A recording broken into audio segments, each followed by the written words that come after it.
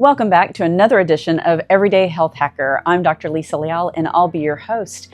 And this week we are going to talk about GLP-1's. Lots of people have been asking about Ozempic and Mounjaro, concerned that there's going to be another shortage. A lot of patients that are going on different, I'm going to say semaglutide and tirzepatide, which are the generics. They're all concerned because here we are and another addition of side effects are occurring. And these are actually all the same side effects that have always been occurring. So as I share with patients, the key is that you've got to have your protein. So let's talk about the two things that you have to consider the most when you start a GLP-1. Mounjaro, Ozempic, semaglutide, tirzepatide, and there's others, Wegovy, etc. The number one is I want your protein to be very high. If you're not having a high amount of protein, you're going to get nauseous. Why? Because you're probably having too many carbs. So you need to count the carbs. If you look at a lot of the studies across the United States, a lot of people actually average over 200 grams of a carbohydrate. Wow, that is a lot. So if you think about it, a half a cup of rice is 27 grams of carb. For me, that would be a whole day's carb because I do an anti-inflammatory type of nutritional plan. And I do that because I have rheumatoid arthritis and I want to keep that in remission always. I like being active. I like being able to not take medications. So that's pretty easy for me to do, but I've been practicing for a long time. So what I share with patients in order to do that is maybe use Carb Manager or MyFitPal, and once or twice a week, just sit down and put everything that you've eaten in that day. And that will help you to count your carbs.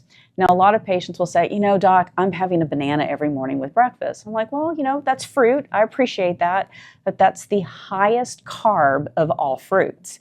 So if you're having citrus or bananas, you're being in a high carb amount. So try to have some more protein. And what does a protein look like in the morning? That's going to be avocados, eggs, bacon, sausage. Again, that's turkey sausage because that's better for your heart. Canadian bacon is actually one of our favorites in our home. So we do that. And, a lot of us like pasta for dinner. So one of the things you might consider is 0-0 pasta. A lot of the Italians use that. So you see that a lot in Italy. Don't see it as much here in the United States. But it is something that you can order, cassava flour. And then there is also other types of flour. One of our grocery stores carries Zero bread. And Zero bread is one of my favorite things if I am craving something sweet. I like the French, as putting an egg on top, sauteing that over the bread, and then using some type of syrup. And my syrups are 0 calorie. So 0 calorie is from Choc-Zero. And again, I'm stating all of these different brands. I have no promotional type of scenario to where I'm getting any part of it. So these are just really great brands that I really like. So one is Choc-Zero. Another one that I really, really love is avocados. Avocados are just kind of my mainstay.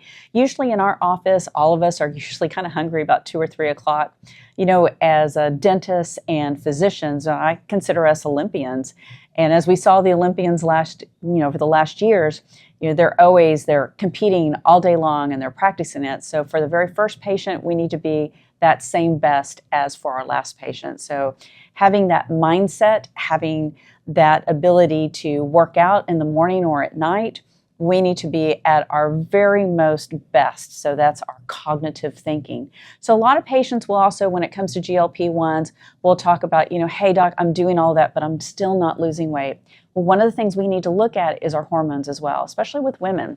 With women, your thyroid may not be optimal. So when you go in and get a physical, you may have a thyroid of a 3.0. Yes, that's in a normal range.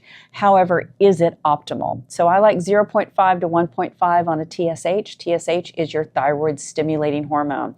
That needs to be balanced at its optimum. And then the second is your progesterone and your estrogen.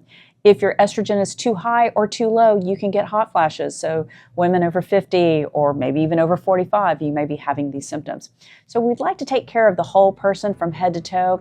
And today, in talking about GLP-1s, which is what we started out with, the two key factors that I want you to remember is high protein, low carb, no nausea. So please think of that. And if you have more questions, please comment. I would love to hear what what you are thinking and also comment on your experience working with the GLP-1. Have a blessed day, and we look forward to seeing you next week.